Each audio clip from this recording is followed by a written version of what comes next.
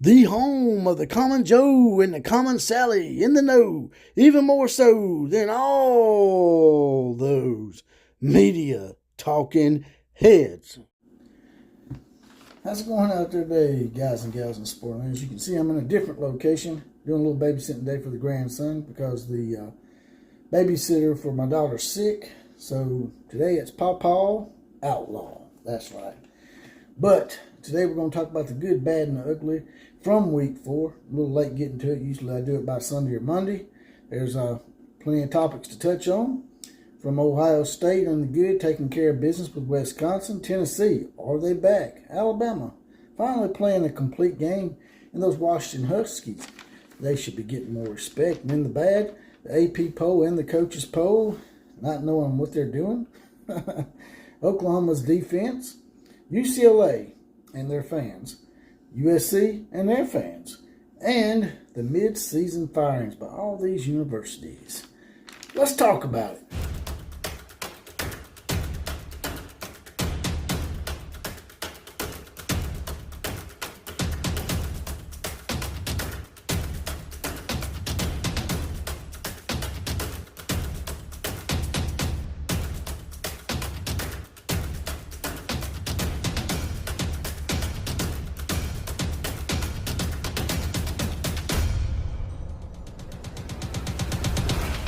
It's another episode of the OCF, that's right, the Outlaw of College Football. That's me, JPC. Also, I can be located on Facebook under Jesse Paul Clark, spelled Jesse without the I, that's right. And also on Twitter at OCF Productions. Can't even speak today. Already stumbling and bumbling. Over here being Pawpaw Outlaw, as I said in the lead up. First thing I want to touch on today is the good. We're going to start with, got a couple of notes here for you guys and gals out there. And we're going to start out with Ohio State. Ohio State beat up on Wisconsin pretty good, 52-21. Now, I know Wisconsin's starting to look like a team that maybe was a little overranked because they did lose to Washington State earlier this year, so they've already lost 2 games this year. But Ohio State takes care of business at home. They had C.J. Stroud had 17 of 27, 281 yards and 5 touchdowns. His leading wide receiver, Ibeku, I think that's how you pronounce his name, 118 yards, 6 receptions, 2 touchdowns. Williams had 101 yards rushing on 2 touchdowns on just 11 attempts. So that's a pretty good yard per average, I would say. Also, on the defensive side of the ball, John Torchio had 5 tackles with 1 interception. So once again, Ohio State takes care of business. So when a team takes care of business like they're supposed to, I don't care if the team is not what they're supposed to be, or they're not ranked as high as they usually are, or they're not panning out like they're supposed to. If you come in and take care of business like this, then you deserve a few kudos. And so far, Ohio State has been taking care of business this year. It would not surprise me if they end up taking Ohio State and putting them over Alabama eventually in the number 2 spot. But fortunately, they haven't done that yet. Tennessee's been looking good all year long. That one big win earlier in the year, I think against Pittsburgh, has spurred their confidence somewhat. They won that game 34-27. I think they were down maybe by a couple of scores in that game. Come back, put it in overtime, and won the thing 34-27. And fast forward to now, they take care of Florida. Yes, I know. People are going to say Florida's not that great. They've lost 2 games. But Florida did beat Utah, who was ranked. So you got to give Tennessee their kudos. They're taking care of business. That's the theme this whole year. It's just take care of business. Because if you don't, you'll end up like Miami versus Middle Tennessee State, or Texas A&M versus Appalachian State. There's been numerous of those kinds of upsets this year already that I just can't name every single one of them because there's been so many where those teams didn't take care of business. Those teams would have probably taken a methodical, close win as opposed to losing. So be happy that you won. That's all I'm saying. Because with today's parity, and we're seeing it more and more, every day, especially this year with today's parity the way it is. The NIL, I think, may be helping a little bit. Everybody thought that these big name schools would be able to just go in and steal everybody's players and whatnot, but it seems like some of these lower tier teams, like you heard about Louisville getting a couple of 5-star athletes through Adidas, that some of these middle to mid-card teams are popping up now and actually getting some players through NIL. They're cherry picking and getting them a few players. And I think it's eventually going to even the playing field just a bit. Also in the good, Alabama finally had a complete game. They did what they were supposed to do. Bryce Young had a great day here. From what I'm seeing on the stats here, he had 25 of 36 for 385 yards, 4 touchdowns. Ja'Cory Brooks had 6 receptions, 117 yards, 2 touchdowns. And a guy that's not been sung that much, that should be sung, is Will Riker, the kicker for Alabama, who's now 6 of 6 this year. Now, 2 years ago, he had a perfect year. Went like 14 of 14 or 15 of 15. Last year, not as perfect, but still 22 of 28.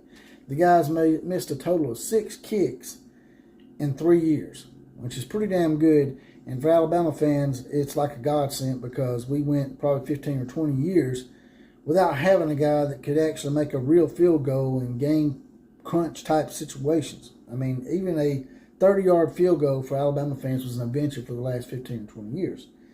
Will Anderson had 2.5 sacks on 5 tackles, so Will Anderson came around also. And I know this is Vanderbilt, and they beat them 55-3, but once again, what's the thing? They did what they were supposed to do. They did what they were supposed to do. They took care of business and did exactly what they were supposed to do, as opposed to getting upset like Texas A&M or Miami. Washington is now 4-0. And I'm dumbfounded as to why they're not ranked higher. They're 18th. They're ranked 18th. But they've had very impressive wins over Stanford and Michigan State. Michigan State, now I know they've lost 2 games too now, but give them their credit because when they beat Michigan State and manhandled them basically, the score is not really indicative of how badly they whipped their ass. They beat them 39-28. They were ranked. So Washington is a team that I think is being disrespected. Washington is 4-0. Michael Penix Jr., as you know, transferred from Indiana. He had 22 of 37, 309 yards. His running back was even better. Wayne Tuilaupapa had 13 attempts for 120 yards and a touchdown. And that's like a 9-yard average per carry. That's pretty damn sweet. Then you had Rome Oduns had 8 receptions for 161 yards and 1 touchdown. That's pretty damn good too. Their kicker also needs some accolades. Peyton Henry was 4-4 on field goals with a long of 47. These kickers, I know y'all get on their ass when they miss them, but then when they make the game-winning field goal, y'all forget that stuff real quickly and just move on to the quarterback and the running back who had the great stats. But we have to start giving them kickers some respect when they do well as well. Now, for the bad, they start off with the AP poll and the coaches poll. These polls, to me, I know a lot of people say they really don't matter, but let's be honest. We all still care about the polls. You might not admit it. You might say, oh, no, I don't care about them no more. The only thing that matters is the playoff poll that comes out in mid-October or late October or early November, whenever they do it now. You're lying. Everybody likes the polls. They follow the polls. If you say you don't, you're lying. But let's move on as to why I got an issue with them. They didn't punish Georgia. All right? When Alabama didn't look that impressive in a few of their games against Texas, who is a Power 5 school. Yes, I know Texas lost to Texas Tech. I guess they could have been on my bad too. But nevertheless, Texas is a pretty big name school. And Alabama struggled to beat them on the road, and they dropped us. Georgia struggles with Kent State at home, and they don't drop them? Can't tell me there ain't some Alabama hate out there. And yes, I'm an Alabama fan, but even if I wasn't an Alabama fan, you can see it, man. The difference in the hate and the looking and the searching for a reason to drop Alabama in the poll. So why didn't you drop Georgia? Why didn't you punish them? You ain't even got to put Alabama number 1. You should have put Ohio State number 1. Ohio State should be ranked ahead of Alabama and Georgia just on performance alone throughout the year. Ohio State, to me, has looked like the better team this year so far. So why didn't they punch Georgia? Also, they didn't rank Kansas. Kansas is 4-0 now, and they've had some decent wins. It ain't like they're piling up wins. They had one powder puff at the beginning of the year, but the rest of them have been major programs that they've beaten. They beat West Virginia on the road, who just now took care of Virginia Tech. They beat, who else was it? Oh, they beat Houston, who at the time was ranked. Once again, don't try to punish them because Houston's shit in the bed. Just because these teams don't live up to their ranking, don't be mad at the team that beat them and outed them and pulled back the so-called curtain on Wizard of Oz and ruined the whole thing for you. Or, give them their kudos, man. That's all I'm saying. They beat Houston, and I think it was on the road, 38-20. Or no, excuse me. That's wrong. 48-30. It was an 18-point win by Kansas on the road. And this is Kansas. And then last week they beat Duke. And people like, oh, well, Duke sucks. Blah, blah, blah, blah. Well, Duke was undefeated. That's what I'm saying. People only want to give kudos when it's convenient. They're always looking and straw grasping for a reason to punish teams that they have some kind of personal agenda against. Now, also, the AP dropped Oklahoma 12 spots for a one-possession loss. How does that happen? I ain't got a problem with them doing that if it's consistent. But it's not consistency. Because they dropped Wake Forest only one spot for almost the same exact loss. Wake Forest lost by 6 at home. Oklahoma lost by 7 at home. So, and they lost to a team that's been known to give them issues in the past.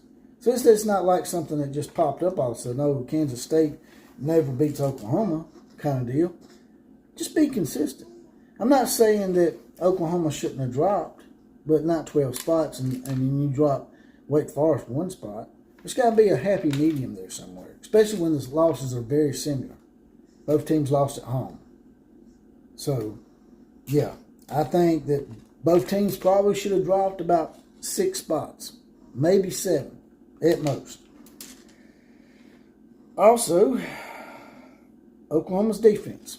Oklahoma's defense was in the ugly this week because of that 3rd and 16. That was unexcusable. I like Brent Venables, but he's probably still in the process of weeding certain characters out, just like Alabama was in their first year with Nick Saban. A lot of people forget Nick Saban was 7-6 his first year at Alabama. Like I said in a previous podcast, most coaches in their first year don't start out winning national championships or even going to New Year's Six bowls. Most first-year coaches, usually because they're trying to weed out the bad characters, usually average, in my opinion, from 7-6 to usually, at best, 9-3. So 9-3 being the high end. But nevertheless, 3rd and 16 is inexcusable. That's just some stuff that he's going to have to get out of them as the season progresses, as they get together and they gel. They haven't really been tested yet because the first 3 teams they played were all horrible teams. Nebraska hasn't been living up to their end for quite some time. They shit the bed on Oklahoma. But, yeah, the defense is really going to have to work on some things this week. Hopefully they get it ironed out before they get to TCU and they right the ship, and I think they will. Brent Venables said the right things in the press conference. He took the blame instead of making some lame excuse like some other coaches do. I'm not going to name any names. Tebow. But, yeah, he did the right thing. The way he was talking in the press conference and the way he handled it and mannerisms and whatnot and taking the blame instead of trying to pawn it off on something else, that's what you got to do. UCLA fans called out by Troy Aikman. And I really think that Troy Aikman, and I don't like Troy Aikman that much, but I think he got this right. UCLA, I understand it's the Rose Bowl and it's going to be hard to fill that thing up. But once again, these Los Angeles skittle shitters out there, California people, throwing the excuses out. Oh, we got transgender volleyball tournaments to go to. We got transgender beach volleyball to go to. And we just, We got so much more fun stuff to do. I can understand, though. Now, to UCLA fans' defense, they did play Bowling Green, Alabama State, and South Alabama in the first 3 games. But Colorado is a conference game, so you should show up. Now, the announced attendance, which is always a lie, by the way, usually, unless you can just tell by looking. It's just the eye test. When it comes to attendance, the eye test really matters. Eye test, a lot of people said it looked like it was paid attendance was 42,000, and what showed up was probably more around 11 or 12,000. That's pretty damn horrific. So UCLA fans, y'all need to step it up. Your team's undefeated. Yeah, they ain't played nobody yet, but they're still undefeated. USC fans, for acting like Oreo State was an impressive win. Y'all only won that game 17-14, okay? And they're going to come in here and they're going to be like, Oreo State is, they're a pretty good team, blah, blah, blah. They've been decent off and on. Yeah, off and on. They're not a consistent winner. And I can remember, I haven't got in front of me, but I know a couple of years back, they were like, 2-10 or something? That's not a consistent winner that you're beating 17-14. And this one guy gets in there and says, well, they beat us bad last year. Well, gee whiz, that ain't nothing to brag about. You mean you got your ass handed to you by a mediocre Oregon State team last year? And you going to use that to go to bat with? All I'm saying is pump y'all's brakes, man. And y'all may not have to pump your brakes at all because like I laid out in the last podcast, your schedule is shit. The rest of your schedule is just a big old cluster of nobodies. I mean, because Notre Dame has already lost to Marshall. UCLA, while they are undefeated, they have beat absolutely nobody. The conference opponent they beat, Colorado, is 0-4. So, yeah. If I was USC, here's what I would hope for. I'm honest, and it's going to sound backwards, but I would hope for a couple of losses. Because I don't think your team wants to be in the playoffs. If USC has to play Georgia or Alabama or Ohio State, it may do more harm than good. You may lose some recruits if you get just skull dragged and beat down 63-7 or some shit. I don't know if that'd be a good idea. You're probably better off playing one of them New Year's Six Bowls and maybe competing, or maybe even winning the game. It'd be a lot better than getting skull dragged on national TV. The last thing I want to talk about is Georgia Tech, as you know, fired their coach mid-season. This is becoming a theme this year. Nebraska did it. Arizona State did it. What I don't understand is if y'all were thinking about firing this coach, why are you going to wait until like 25% of the season's gone and then scrap 75% of the season? Because that's what you're basically doing. Why didn't you fire this coach? If you had these kind of questions, why didn't you fire this coach after last season? You don't wait until the middle of the season. This is not even the middle of the season. Y'all ain't giving them but 3 or 4 games. That means you're scrapping. You're basically screwing your players out of 75% of their season. And a lot of these guys might be seniors. And you're screwing them out of having a decent experience. Yeah, the coaches may not be that great, and you may be going to fire them at the end of the year. But it's better just to ride that shit out until the end of the year and then let them go. Because then at least you're not causing more controversy and more stress for these players that may be seniors or juniors that are looking at the NFL. And that's all I got to say about that. There's a little heart option at the bottom of this video. If you don't mind clicking on that and maybe donating a few dollars, because sometimes YouTube holds me up with these limited ads that I have to request a review on every single video now. My last 5, they've done that to me and screwed me out of money. So if you can throw a few dollars in the coffers with a heart option there, that'd be highly appreciated. Like, share, comment, and subscribe to this channel. And as always, KMCA to all the other teams. Class is now officially dismissed.